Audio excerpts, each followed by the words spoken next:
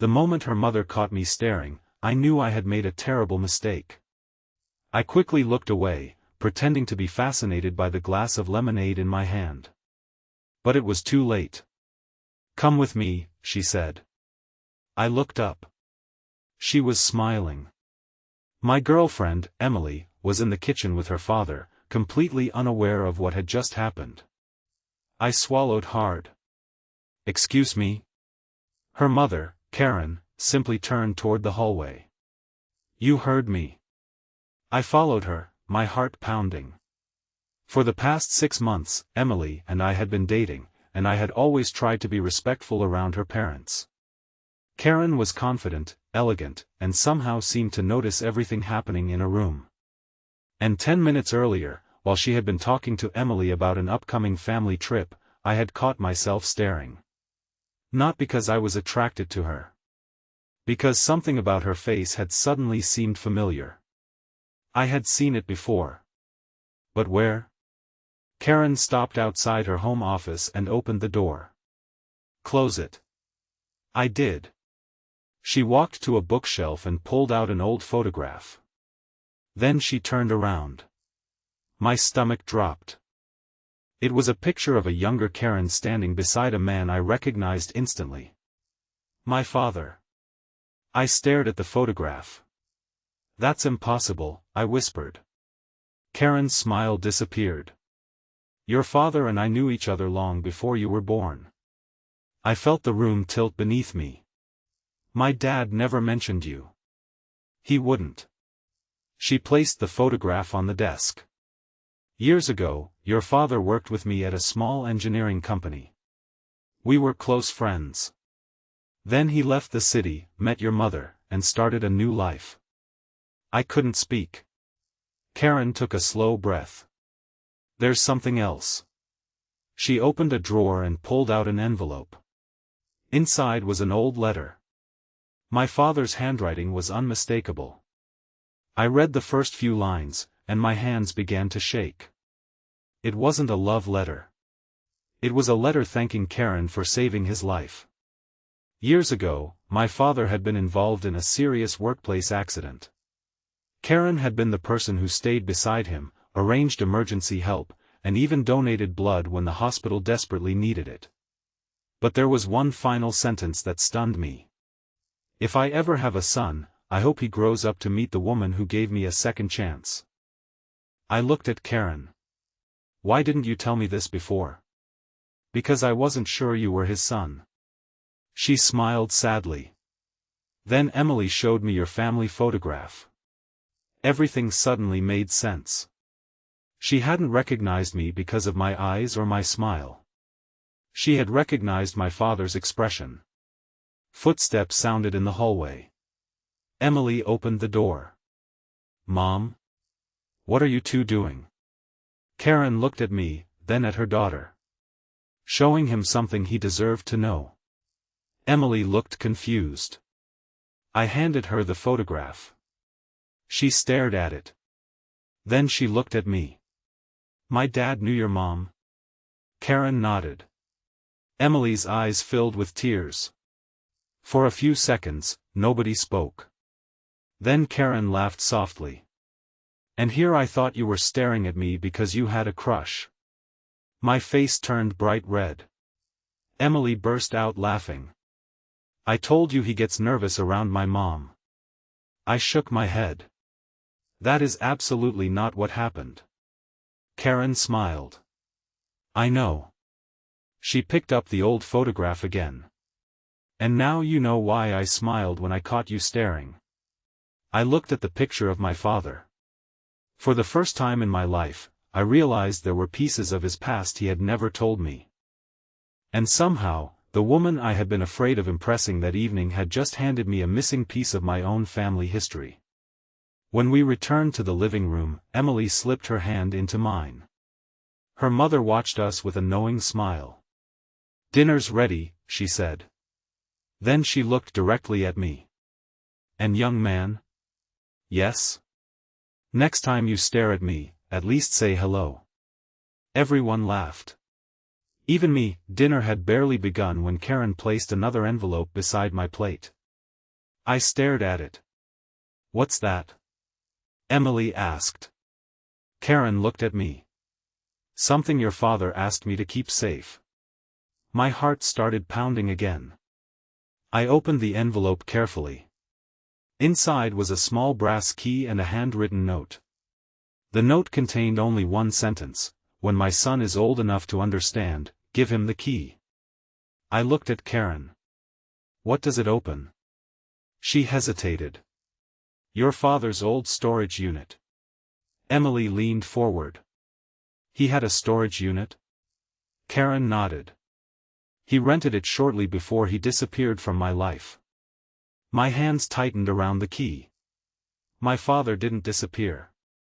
He died." "I know," Karen said gently. "But before he died, he contacted me." The room became completely silent. "You knew he was sick?" Karen nodded. "He asked me not to tell your mother. He didn't want anyone worrying about him." I felt anger rising inside me. "Why keep this from me?" "Because he asked me to wait until you were ready." I looked at Emily. She reached across the table and squeezed my hand. "Then let's find out what he left," she whispered. The next morning, Karen drove us across town to an old storage facility. The building looked forgotten, surrounded by cracked concrete and rusted metal doors. She led us to Unit 214. My hands trembled as I inserted the brass key. The lock clicked. The door rolled upward. Inside were several boxes, an old desk, and a dusty wooden trunk. On the trunk was a photograph of my father. I stepped closer. Behind the photograph was another note. This one was addressed directly to me. I unfolded it. "Son, if you're reading this, I've probably been gone for some time. There are things I couldn't explain when you were young. Not because I didn't love you, but because I wanted to protect you." My vision blurred. I kept reading. There was one person I trusted more than anyone outside our family. Karen. I looked at her. She lowered her eyes. The letter continued. "If life ever brings you to her family, don't be afraid. Some people enter our lives twice, once through friendship, and once through the next generation." Emily covered her mouth. Then I noticed something beneath the letter. A second photograph. It showed my father, Karen, and another man I didn't recognize. On the back were 3 words: "Find him before Christmas." I looked at the date. Christmas was only 3 weeks away. "Who is he?" I asked. Karen stared at the photograph. For the first time since I'd met her, she looked genuinely frightened. "I was hoping we'd never have to find out." "Why?" She took a breath. "Because that man was the reason your father disappeared from his old life." The storage room suddenly felt colder. Emily stepped closer to me. "Mom, what are you saying?" Karen looked at both of us. "Your father didn't simply leave that company." She pointed at the stranger in the photograph. "He left because he discovered something dangerous." I looked down at the photograph again. And suddenly, I understood why Karen had smiled when she caught me staring at her. She hadn't been amused. She had been recognizing the face of a man she had spent decades trying to forget. My father. And whatever secret he had left behind. It had finally found me. For several seconds, nobody moved. I kept staring at the photograph. "Who is he?" I asked again. Karen didn't answer immediately. She walked to the old desk, opened one of the drawers, and pulled out a newspaper clipping so old that the paper had turned yellow. She placed it beside the photograph. The headline made my stomach tighten. "Local engineer missing after corporate investigation." Below it was a picture of my father. I looked at Karen. "You told me he left because he was sick." "He was," she whispered. "But that wasn't the whole story." Emily stepped closer. "What happened?" Karen looked toward the storage unit door before answering. Your father discovered that the company was hiding dangerous safety violations. Workers were getting injured, records were being changed, and anyone who asked questions was pressured into silence. She pointed to the unknown man in the photograph. His name was Richard Cole. He was one of the executives. I studied his face. He looks familiar. Karen nodded slowly. He should. She pulled another photograph from the desk. It showed Richard standing beside a much younger man. I recognized the younger man immediately. My father's closest friend. My Uncle Daniel. I felt the blood drain from my face. Uncle Daniel? Emily looked shocked. Your uncle was involved?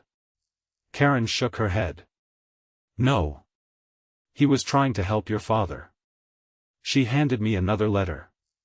This arrived 2 days after your father's death. I opened it. The handwriting wasn't my father's. It was Daniel's. I couldn't tell him everything. If I did, they would have come after all of us. My hands began trembling. Then I reached inside the wooden trunk. Under several old folders was a small digital recorder. I pressed the button. Static filled the room. Then came my father's voice. My knees almost gave out. Son, if you're hearing this, Karen finally gave you the key. I couldn't breathe. I need you to know something. I never abandoned you. My eyes filled with tears. I left because someone threatened your family. I thought disappearing was the only way to keep you safe. Emily wrapped her arms around me. The recording continued. There is one final piece of evidence.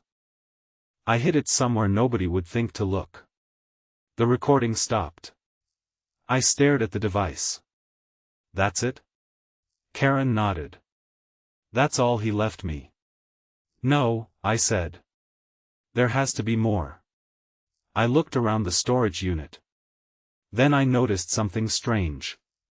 The wooden trunk had a false bottom. I pulled at the corner. It opened. Inside was a sealed envelope. My name was written across it. I opened it with shaking hands.